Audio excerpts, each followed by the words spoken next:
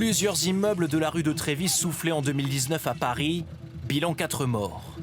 3 habitants tués dans l'effondrement de leur appartement à Sanary-sur-Mer il y a 2 ans. À chaque fois un point commun, une fuite de gaz. Alors, doit-on craindre pour l'état de notre réseau gazier? Ces dernières années, le nombre d'accidents a été divisé par 2, le nombre de victimes aussi. 75% des incidents ont pour origine des travaux effectués à proximité des canalisations. Les autres causes relèvent d'actes de malveillance ou d'équipements défectueux, notamment des conduits des appartements, selon cet architecte. À partir du moment où on commence à rentrer dans les bâtiments, on commence à rentrer dans les petites...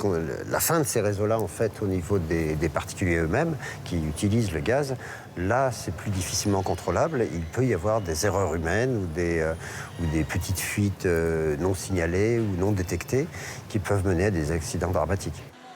Sous nos pieds, les 200 000 km de canalisation qui sillonnent le territoire seraient eux en bon état. Contacté, GRDF affirme investir plusieurs millions d'euros chaque mois pour leur entretien. Selon un récent rapport officiel, il n'y a d'ailleurs pas de manquement grave à des obligations de sécurité. Mais une alerte tout de même, les actions de surveillance de routine ne sont pas toujours effectuées. Alors, faut-il s'en inquiéter?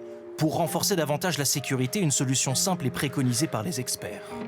Par exemple, un détecteur de gaz qui déclencherait une alarme qui permettrait d'avertir celui qui dort et qui permettrait justement de prémunir à ces éventuels accidents. Aujourd'hui, des détecteurs de gaz d'une trentaine d'euros existent déjà dans le commerce. En France, 11 millions de personnes sont raccordées à un réseau de gaz naturel.